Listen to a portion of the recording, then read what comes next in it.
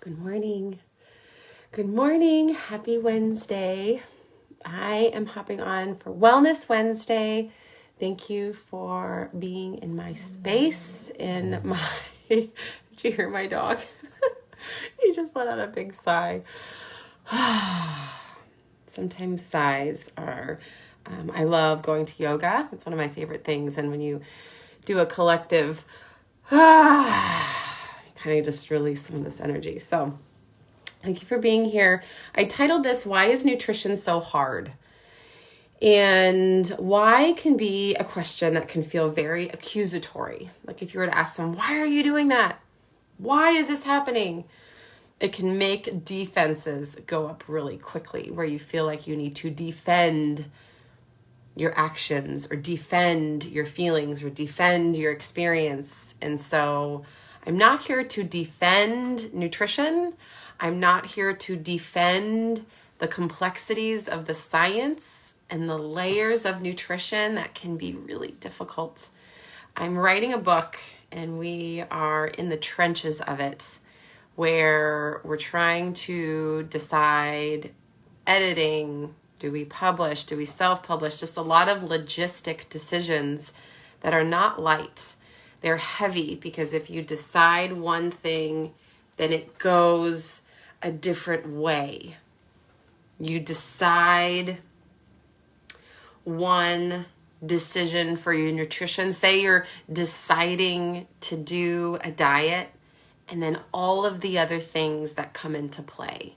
Who you eat with, what you eat, how you eat, when you eat. It's not simple. It's hard.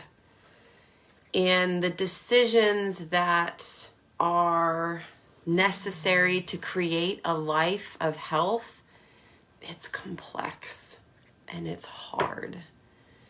And so it creates this system where it's really hard. Nutrition is really hard. And what has caused it to be so hard? I was just watching a video on one of my mentors talking about accountability. And sometimes when we get into diet spaces where you have accountability partners, and sometimes that works because it makes a space where you're safe and you're able to show up and say, this was really hard for me this week, and you're able to kind of share your experiences. And then sometimes the spaces are not safe, where if you do share your experiences and then you're shamed for not having breakfast or not having a vegetable, hi Lisa, or not having things that you're supposed to be having on this diet, then you feel, oh man, I can't get it together. I'm not good enough to do this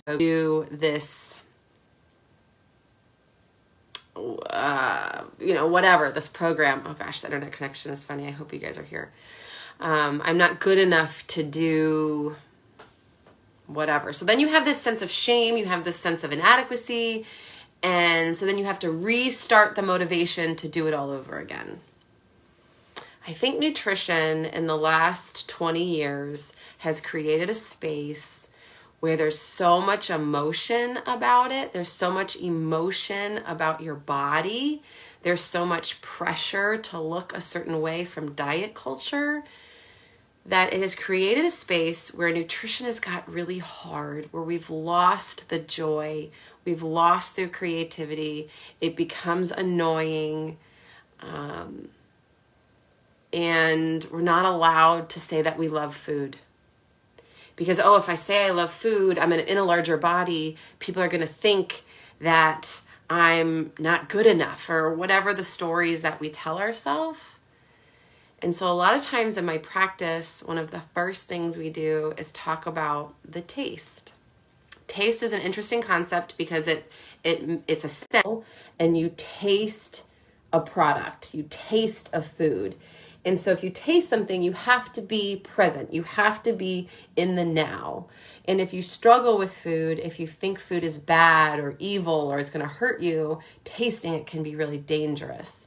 So to come back to the taste of food, brings you to the present, brings you to the now, and also brings you back to when you were a little kid. You ate food because you liked the taste of it.